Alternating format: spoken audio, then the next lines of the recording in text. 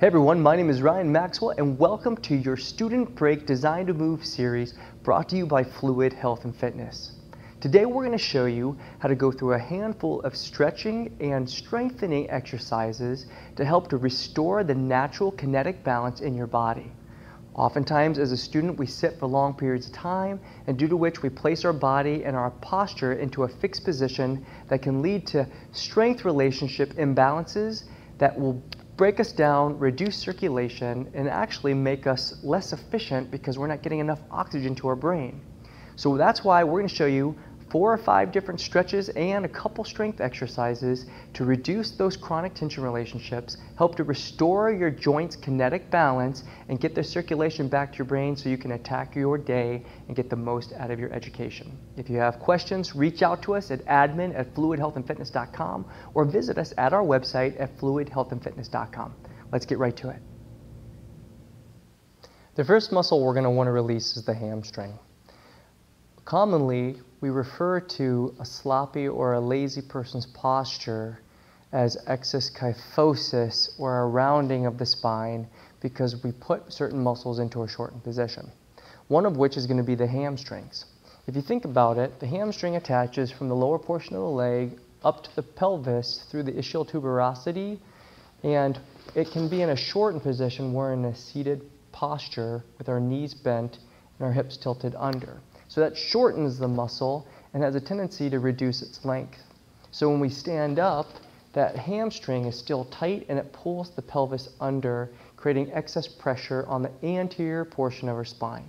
This can lead to lots of disc issues in the spine, like bulging disc and herniation.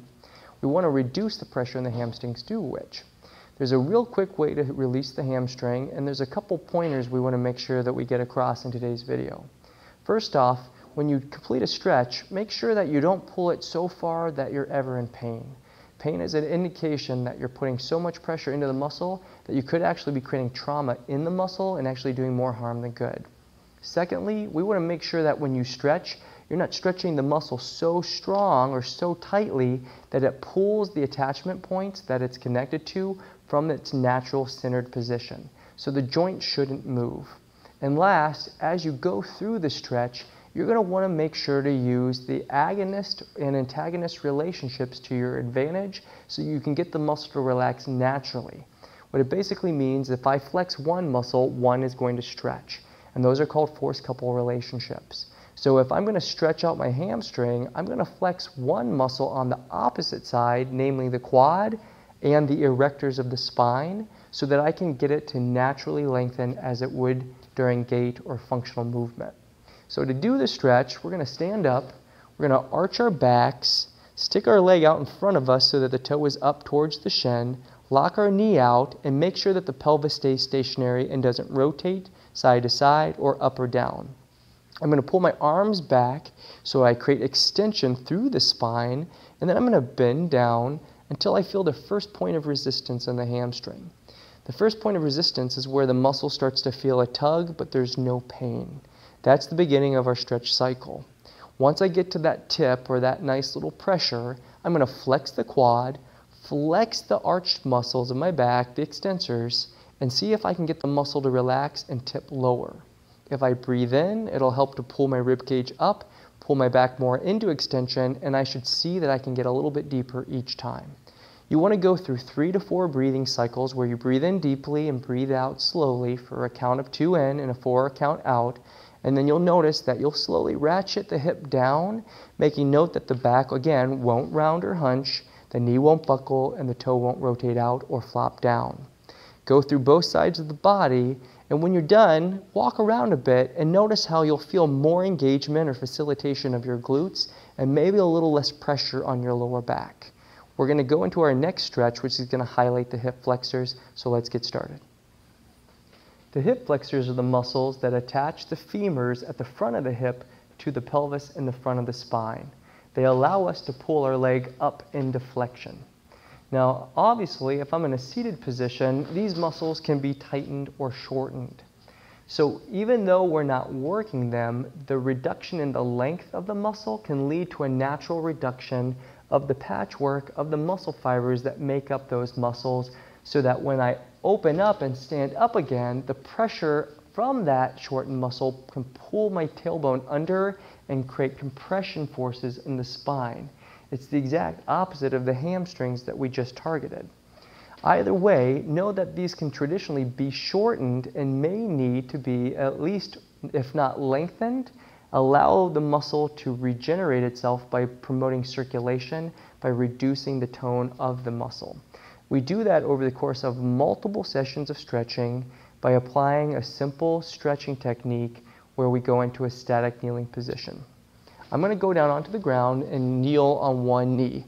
If my knee is feeling a little bit too much pressure, I can always put something under it, a pillow or a mat if you had something that you could put under it, maybe even a coat if you're at school.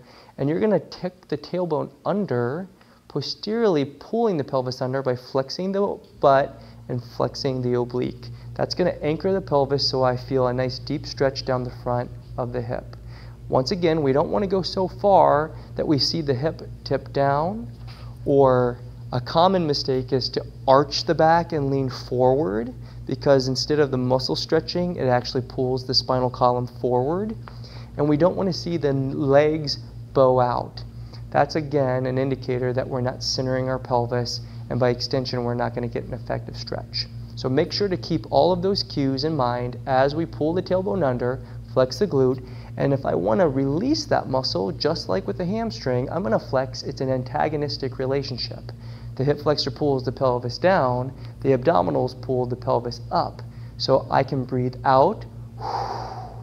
The respiratory muscles that actively pull the breath out of the lungs are the abdominals. So if I breathe out deeply, it'll pull the pelvis up and give you a nice deep stretch through that hip flexor.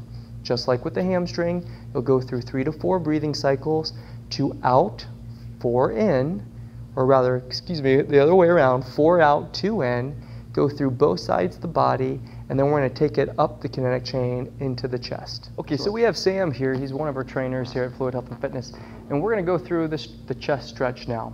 Let's go back to what the traditional posture looks like when you're in a seated position. If I'm in a hunched over position, my rib cage will descend and come down. Now what that does is it pulls the arms and the shoulder blades that sit on top of the ribs forward, and my arms have a tendency to want to internally rotate. Now that's where we start seeing a shortening of the muscles that attach from the rib cage and the sternum to the arm, the pectoralis muscles. That has a tendency to, again, shorten and pull those arms in. When that goes on, it pulls the whole scapula off the rib cage, and it starts to create compensation in the muscles that attach on the top of the scapula up to the base of the skull and the neck, pulling the neck up into extension. So if you ever get dizzy or headaches or pressure headaches from sitting too long or studying too long, this might be the culprit, which is why it's very important that we learn how to open up those chest muscles and get more length around the scapula, so we can get the shoulders back to their original fixed position. So with that in mind, we're going to have Sam get into a split stance position. His right leg's going to lead forward, and he's going to bring his arm behind him so that his palm is rotated externally, and he's going to be on the right side. So let's switch out the arm here. And he's going to actually brace his arm against that pole there, part of our squat rack. And you can do this on a door frame or any other structure that's going to be stable. And he's going to let that arm glide back. Now remember, the pec attaches at the sternum here, across the ribs, and attaches to the head of the humerus. When the arm gets pulled back, it's going to start to stretch that muscle. Now if it's too far and it's too hard of a stretch, the arm will start to lift and internally rotate. Now remember what we talked about. If that goes on, that means we're going to probably see a distortion in the joint, and that's no good for anybody. So we only want to use maybe 2-3 pounds of pressure and encourage the muscles on the opposite side of the body, the muscles that attach the shoulder blade to the ribs, to go and flex, once again to create that reciprocal inhibition of the pec so it starts to lengthen naturally.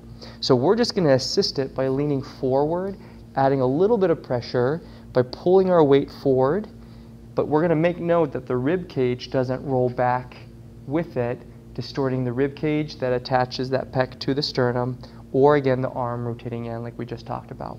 So as we breathe out, we actively engage our abdominals, our active respiratory muscles, which are going to pull the sternum down, create a deeper stretch. So do you feel that, Sam? Yep. Yep. So as he breathes out slowly to a count of 4, he's actively flexing his rhomboids and lower mid-trapezius, the muscles behind his shoulder blade on the inferior border, to encourage that muscle to lengthen.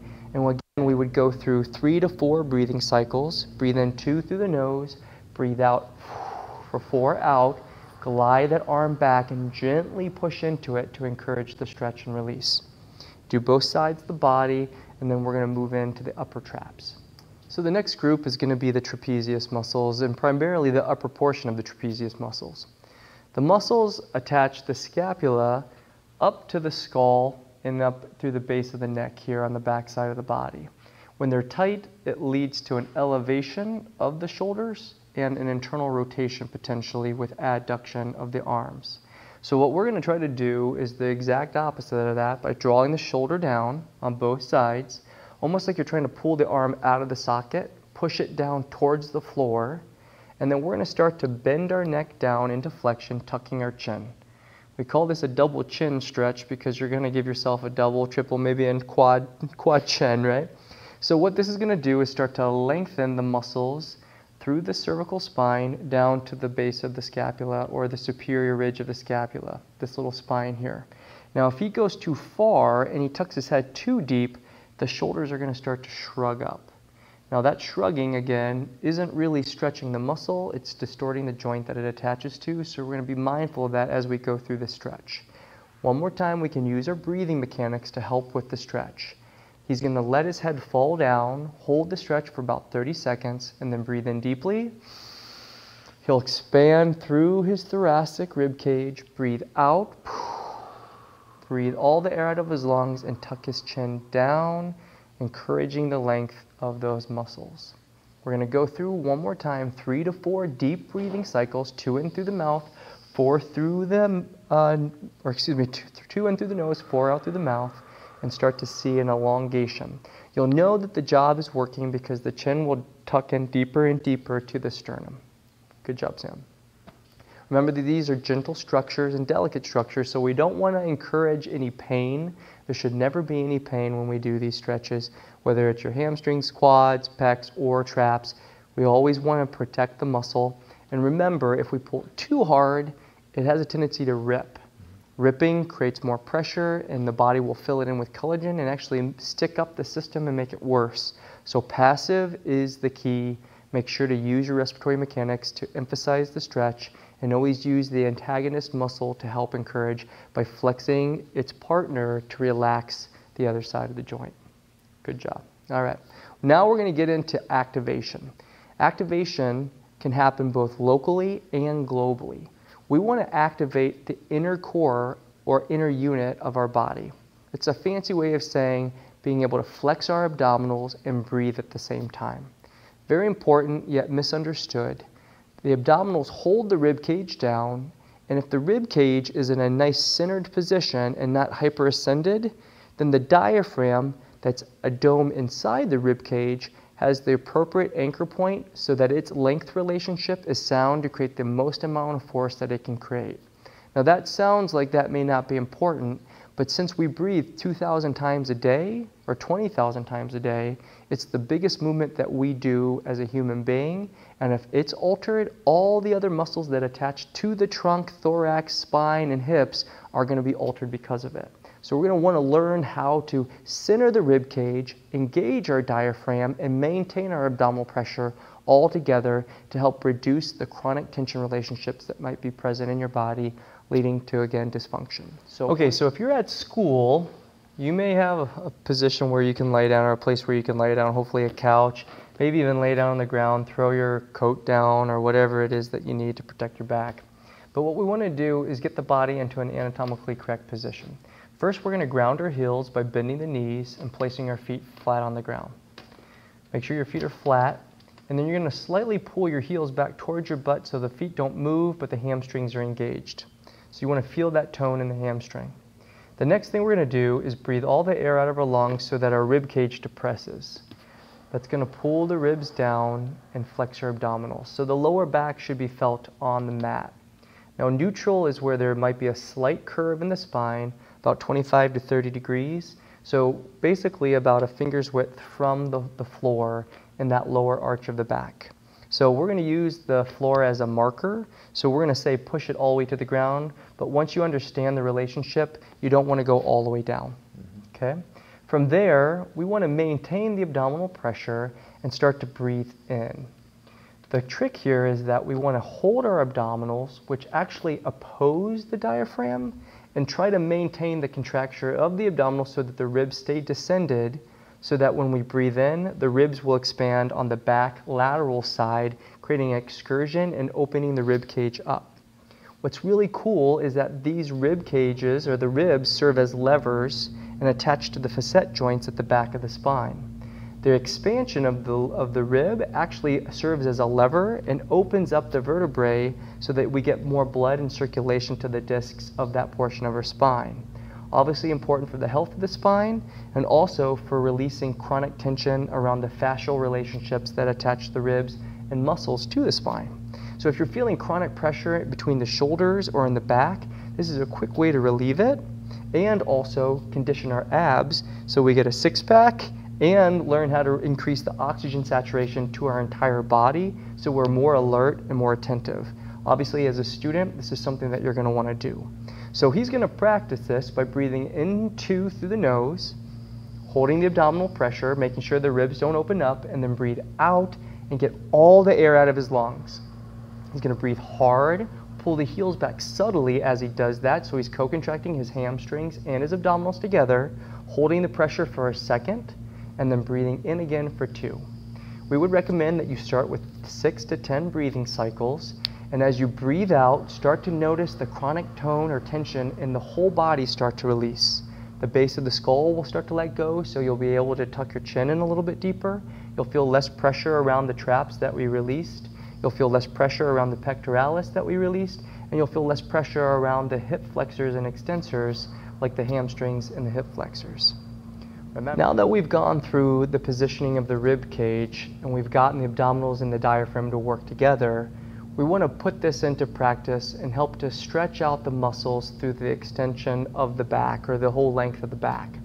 Now, the first thought what would come to mind is, if I'm already in a slouched position, why would I want to stretch these muscles further? The thing to think about is, if the muscle is stretched, it's often like a rubber band, right? It's being pulled, and the tone of the muscle is actually restricting circulation and blood flow to those muscles. So just because they're elongated or stretched doesn't mean that they're healthy. So what we want to do is go into a quick and passive breathing pattern to help to relax the chronic tone of the muscles so that we can get the circulation back to them, so that when we get into a strength position, they're healthy and ready to accept that loading. So we can do that one more time by going into a breathing pattern, by going into a child's pose or like a fetal position, by bringing the knees into the chest, sitting the hips back towards the heels, and reaching our arms out in front of us. We want to try to get the arms out as far forward as possible, or in front of us as possible, but we want to make note that there's no pinching in the shoulder. If that's going on, that's a whole nother issue, and that's for another video to come. So what you're going to do is tuck your chin and extend through the entire length of those erector muscles along the whole length of the spine. He's going to breathe in deeply, and as he does, you'll see the rib cage open up because, again, of that diaphragmic flexion, the expansion through the ribs, and again, the opening of those facet joints, and then breathe out deeply, flexing the abs and sitting his hips under, allowing them to posteriorly tilt to get more length out of those muscles. He's going to breathe in, again, just like with that abdominal pressure, 3D breathing, 2 through the nose, and then 4 out through the mouth. 2 main points. As I breathe in, try to breathe in deeply so you can get as much air in the lungs as you can and fill up this back, posterior lateral portion of the spine. Breathe out deeply and flex the abdominals at the same time to inhibit and lengthen these muscles neurologically. As you do that, breathing out, stretch your fingertips out forward to open up through the big lat muscles, and tip your hips under so that your hips will sit in closer to your heels each time. If you have issues with the knees, ankles, or shoulders, this may put you into a range of motion that creates pain. Remember, pain is never a good thing when it comes to stretching, and that would mean that we would want to reduce the flexion in the knee. We can do this in an upright posture by breathing in, rolling the body forward, tucking the chin, and then breathing out and pulling the arms back. There's always an alternative to every movement that's appropriate for everyone's function. So keep that in mind, and if you have questions, again, reach out at admin@fluidhealthandfitness.com, and we'll be sure to give you an alternative. Now that we've got the global repositionings under control, we want to work the whole kinetic chain and start strengthening the muscles that pull the back into extension. We want the posture muscles. We say anterior flexors, posterior extensors. The posterior, derriere, the extensors, these are your posture muscles. And these are the ones that we're going to work by going into a wall W position while maintaining the abdominal pressure. That's up next. Let's get right to the next one. So all the aforementioned exercises and stretches have accumulated to this point. We've globally reduced excess tension in the shortened muscles that are normally shortened because of poor posture when sitting or seated. And then we went in and started to realign the rib cage, the thoracic, cervical, and lumbar portions of the spine. And now we want to put it all together by making all these muscles work together and connect the entire kinetic chain. So what I'm going to do is have Sam turn profile, and what we want to do is first acknowledge what anatomically correct looks like. Anatomically correct means that there's going to be less pressure on the spine than is needed, right? Or we want to make sure that we're not putting our body into a posture that's going to create pressure on one side of the spine. So what we would want to see is that the tip of the shoulder, where the humerus meets up with the joint, is stacked right over the acetabulum, that little hip bone right there, and then that stacks right under or on top of his ankle at the little ankle bone, the malleolus on the lateral side, or the fibular head. That should all stack upright so that his center of mass is equal. Now, if I have excess rounding of the spine, so Sam, show him what it looks like if I'm in a kyphotic curvature, right? He's rounded forward. Or if I have excess anterior tilting of the pelvis, with the hips shifted forward under his weight, where the knees lift forward, that's going to create, again, a misalignment of that anatomically correct. Center of mass is going to be altered, and it's going to create excess pressure in certain regions of his body. So what we're going to do is put our bodies against the wall, stack our heels to the wall, push our butts to the wall, tuck our tailbone under so that we get into that neutral alignment like we talked about 1 inch or about a half an inch from the wall, 30 degrees in the lordotic curve in the lumbar spine. And then we're going to draw our arms up to a 90 degrees abducted. Now, if I have a hard time getting my shoulders to lay flat against the wall or they shrug, that means that there might be some mispositioning of the shoulder joint on the rib cage. So what I can do is draw the arms down. So they'll go all the way down, they'd be in a less flexed position, but note that the palms are still rotated towards the camera or towards us, and the shoulders are going to be drawn back. Now the goal, once again, is to try to find neutral. So I'm going to breathe all the air out of my lungs, lock my abdominals, keep my rib cage depressed, and as I do that, I'm going to pull my shoulder blades back and flex through my extensors. It's a hard concept to comprehend, but I'm trying to flex both the front and backside muscles together. That's called a force closure, when I can engage both sets of muscles in that force couple relationship around a joint that's responsible for maintaining the structural integrity of that particular body part. But we're doing it as a connective whole or collective whole through the entire kinetic chain. So what you'll notice is that as he breathes out, he's tucking his chin, pulling his head back over his rib cage, pulling his arms down and pulling them back, all the while flexing through his abdominals. If you do it right, it's really challenging. It looks easy because it looks like he's just standing up against the wall, but truly he's engaging all these muscles in an isometric posture to help to realign his spine, how his head sits on top of the spine, and how his rib cage is attached to the spine. All right? So now we would do that, once again, for about 6 to 10 breathing patterns. Breathe in through the nose, maintaining the abdominal pressure like we just did in that other exercise. Breathe out and pull the arms back against the pressure. Again, recall that we never want to pull so far that the joints distort. So if I force the muscle to try to relax And it fights back because the tone of the muscle is too tight, the shoulders will start falling forward, the neck will kick back, and you'll actually do more harm than good because the relationships will be aggravated and you'll actually feel worse off the next day. So protect the body when you do this. Good job, Sam. So that brings us to the end of this tutorial. We went through several different exercises and stretching protocols to help to globally realign the body. It's important to understand that everything is connected. If it goes up, something's going to come down. If something's getting pulled, something's going to get pushed. And in the body, there's several relationships that help to maintain our posture and allow us to dynamically integrate with our environment. If we don't consider the body as a collective whole, oftentimes we just address symptoms and we never get to the culprit. So we hope today that you were able to glean that and be able to get some information to help restore your posture, reduce the chronic pressure around your shoulders, lower back, and hips, and allow you to be more focused in your day-to-day activities and especially during your study breaks. This can be done really quickly on a 5 to 10 minute break in between your classes. Once you've gone through the tutorial, you can go through the same exercises pretty quick, and then it's going to help to reestablish a better quality of life, and hopefully you'll be more attentive in your classes.